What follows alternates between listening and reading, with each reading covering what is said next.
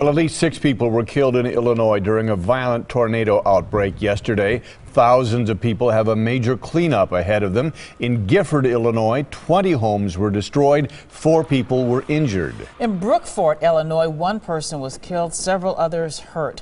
Several people were trapped inside their homes. And an EF4 tornado devastated Washington, Illinois. 400 homes were flattened and winds reached 190 miles an hour. Cody Holyoke is live in Washington, Illinois. Cody, you've witnessed the devastation firsthand today. That's true, Mike and Carol, and it is just amazing. There are really no words in a business where we're supposed to find some. You stare at all of this field of debris, and you can only help but wonder and worry about the families affected by this. We've still seen some stragglers tonight sifting through the debris for belongings behind us. You hear sirens in the distance. It's been a very private day for them. We've kind of kept our distance. Police have locked down the city to outsiders for the most part. Everyone here, though, is still stunned by those violent storms. I thought it was going to hit my school. How do you tell a child his town is destroyed? Todd Cannon, a trained storm chaser for the city of Washington, did the best he could. Out with his 6-year-old Matthew on Sunday, the tornado quickly caught up with them. You can see the rotation, all the debris. I had myself on top of him on the floor.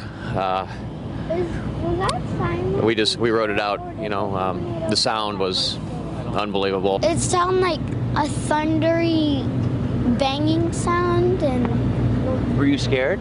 yes, really bad. Given the experience, anyone would be terrified. Buildings vanished. Long-standing homes wiped off the map. This is the reason many people opt to stay in a bathroom during severe weather. I'm told workers at this auto parts store hid here while the tornado tore through town. And as you can see, it's the only room still left standing. The whole neighborhood is devastated. Chris Lancaster nearly lost his eye when he lost his home at the height of the storms. This area right here, these houses that still are standing on the first floor, is a miracle. Everything over my neighborhood is down to the slab. There's a long way to go. It'll take months, maybe even years, for Washington to dust itself off and press forward.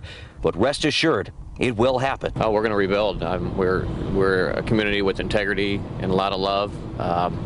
This is hard right now, but it's something we'll get through it.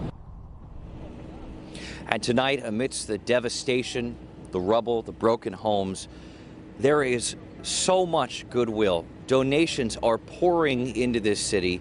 People wanting to help pick up debris, help pay for a lunch, for a bed. The city's mayor actually had to turn people down, turn them away at the city limits because the support for this community is just so strong. Crews tonight, you heard some fire trucks going by.